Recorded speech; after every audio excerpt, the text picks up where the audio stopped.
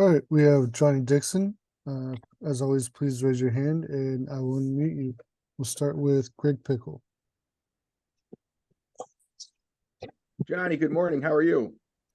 I'm good, you? Of I'm doing well. Thanks so much for your time this morning. course. Johnny, not equivalent, but when you were at South Carolina, you went through an in-season coaching change. That was your head coach, of course, not a coordinator. But just for those of us never been in a building when a coaching staff change of any kinds occur, what is it like for the team and the players, and how do you all continue moving forward during your game week? I mean, usually at first it's just shocking because players probably find out around the same time as the fans. We'll probably find out a little bit sooner, but it's just shocking at first. But then you come to terms with it and you get back to work. William Gallen. Johnny, in terms of moving on from Saturday to this Saturday with Rutgers as a defense, what were some of your big takeaways in film review and areas where you feel like you guys can improve? Um,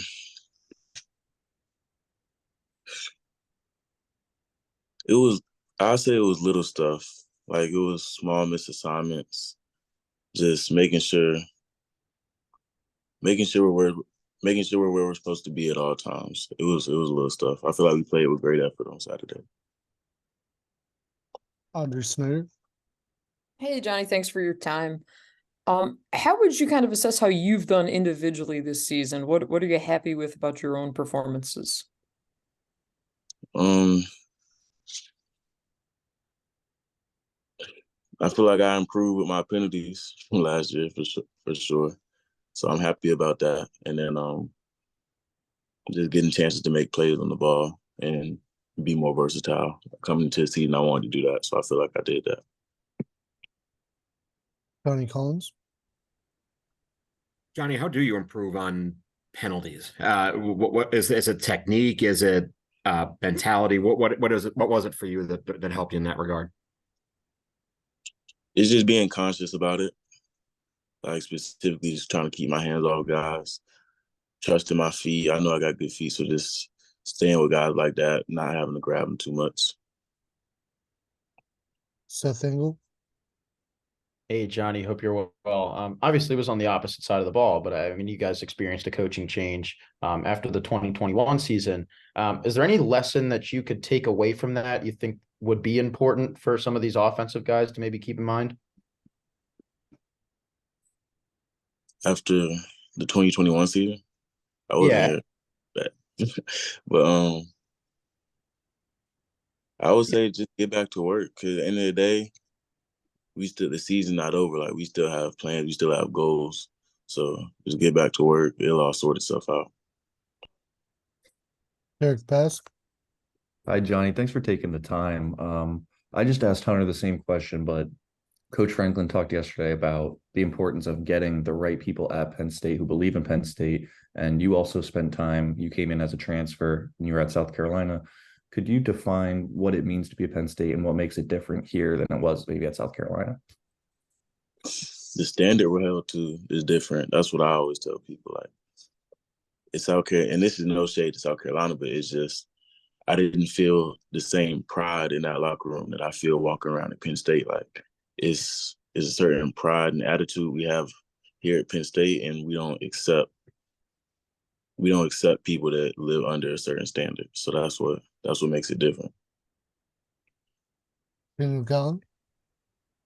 Johnny, when you think about your decision to transfer to Penn State a couple years ago, what did you want to accomplish by coming here? And as you look towards, senior day this week, do you feel like you've accomplished what you wanted to when you got here?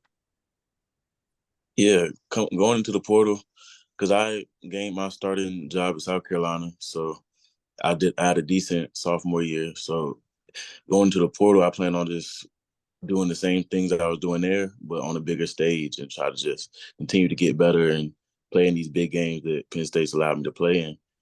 So that's what I feel like I'm most appreciative for, that Penn State allowed me to get on these stages and show what I could do. Audrey Snyder.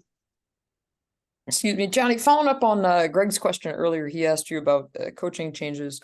What was Sunday like in the building for you as you're kind of sitting there? I know Coach Franklin said that he told you all, and then it's like, hey, you got to go out to practice. As somebody on the other side of the ball, what was Sunday like?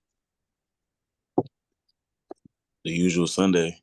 We went out there and did what we do on Sundays and went home, played with the dog. To be honest with you, it wasn't. The season's not over, so it's not the type of thing we can just sit around and think about. We got to get back to work and think about Rutgers. Johnny Collins. Johnny, has the defense played to the level this season that you expected it would? And is there another level to it that you could reach in the next 2 weeks? I